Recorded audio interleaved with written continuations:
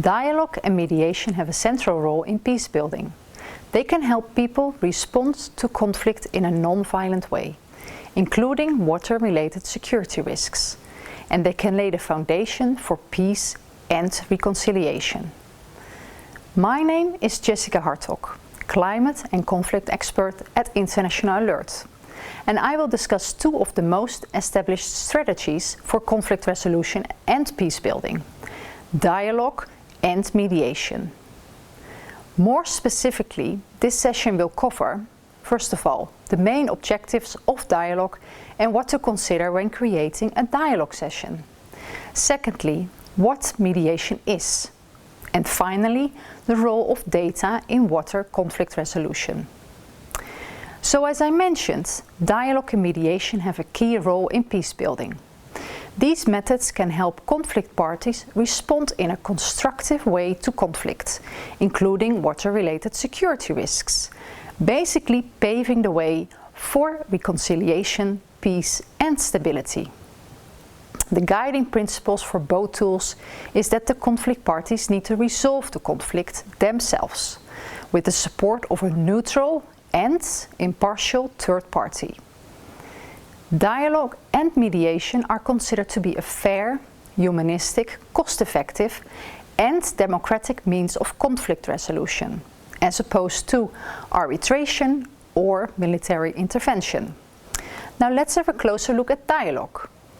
Dialogues are arranged conversations across conflict lines, with a focus on building bridges between the different parties. It provides safe spaces for direct communication between conflict parties to improve understanding, develop relationships, and to build trust. The main goal of dialogue is to change the nature of conflict interaction between conflicting parties, affecting how individuals understand and react to the situations they find themselves in, and allowing groups to deal with their differences in non-violent ways. More specifically, it seeks to support open and safe interaction between conflicting parties, to engage different groups to participate in shared analysis, and to encourage joint exploration of the different options and possible solutions, ideas and initiatives that the conflicting parties can take forward. Let's now focus on some practical steps and tips for establishing a dialogue. First of all, start with an analysis. Before initiating a dialogue, a participatory conflict and gender analysis are required to understand the conflict, including power structures, gender power dynamics, lines of influences, and cultural and social norms. Then work with different stakeholders by engaging the different conflict parties at an early stage to work out the dialogue plan. This will create ownership in the process. You will then need to build capacity of the dialogue facilitators on peace building, conflict, gender and dialogue facilitation. Then next, form dialogue groups by inviting all the conflict parties to participate in dialogue groups. Now, depending on the level of hostility between conflict parties, this might at first need to be separate groups before being able to bring the parties together into one dialogue. Finally, don't forget to consider the logistics and risk management when doing dialogue. It is crucial to plan for risk mitigation early on, to monitor and adapt based on the context. The location of the dialogue sessions matters a lot. Find a neutral ground. Also ensure the dialogue facilitator is neutral and accepted by all parties. So to summarize, it's important that you're very well prepared and have clear goals. Now, what about mediation? Many conflict resolution processes switch between dialogue and mediation at different times, depending on the maturity of the process and the changing conflict or political context. This distinction between both tools can therefore be a little bit blurred. Mediation is a third-party assisted or third-party initiated and led discourse between representatives of the conflict parties. Its aim is for the conflict parties to directly talk with each other, discuss issues, and make decisions together.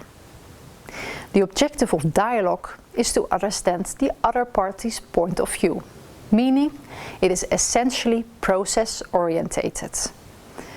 On the other hand, the goal of mediation is usually to reach a resolution or a settlement of a dispute, and therefore it is much more outcome-orientated. Like dialogue, mediation can be applied in many cases, as long as there is mutual consent for the use of a third-party mediator. This method is characterized by high levels of participation by all conflict parties and should in the best case scenario lead to a mutually agreed outcome that reflects the wishes and the needs of all the parties. The outcome tends to be highly sustainable, as all parties have an ongoing interest to implement the terms of the settlement. Finally, I would like to highlight the role of scientific data and information in dialogue and mediation processes, especially in the context of water-related conflicts. Scientific information can support dialogues and mediation efforts when stakeholders have opposing perceptions of situations. In this case, they would benefit from independent research to debunk misinformation as well as myths. It can also help in assessing the feasibility and effectiveness of potential solutions for the concerns and the needs of the different parties. This information could be based on data, analysis, or modeling.